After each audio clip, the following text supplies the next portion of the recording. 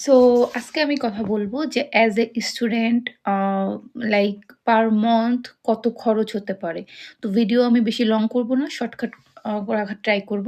সেটা হলো as a student তুমি যদি সিটি টু সিটি ভ্যারি করে তো মিউনিক, ফ্রাঙ্কফুর্ট, ক্লোন, দেন হ্যামবুর্গ এসব বড় সিটিগুলা একটু কম্পারেটিভলি বেশি হবে। বাট তারপরও তোমরা এই হিসাবটা রাখতে পারো। যেমন ধরো তোমার বাসা ভাড়া আম ৩০০ থেকে ৬০০ যদি তোমার আ লাইক প্রাইভেট ভিগি ফ্ল্যাটে থাকো তাহলে হয়তো ৪৫০ থেকে ৬০০ বাট যদি তোমার কপাল ভালো থাকে ইউনিভার্সিটি ড্রামগুলা পাও তো সেখান থেকে তোমার হয়তো ২৮০ থেকে ৪০০ ৩৫০ এরকম রেঞ্জে হবে।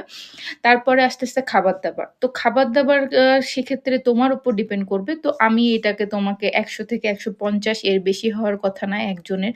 আরো যদি তুমি রান্না করে খাও। তারপর আসতেছে হেলথ ইন্সুরেন্স। Health insurance ৳১২০।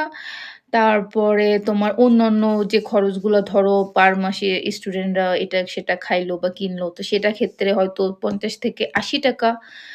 আর এরপরে কি আছে? এরপরে যদি তুমি আর কিছু খরচ না করো, ধরো তো ওভারঅল আমার কাছে মনে হয় যে একটা অ্যাজ এ স্টুডেন্ট বাসা ভাড়া, হেলথ ইন্সুরেন্স সবকিছু দিয়ে ১,০০০ থেকে ১২০০ হাইয়েস্ট বা আমি যখন আসছিলাম তখন আমার ৳৮০০ র মধ্যে হয়ে যাইত। তো ধরো তুমি যদি বড় সিটিগুলায় থাকো তুমি হাইয়েস্ট ৳১,০০০ থেকে ৳১২০০ হিসাব রাখতে পারো।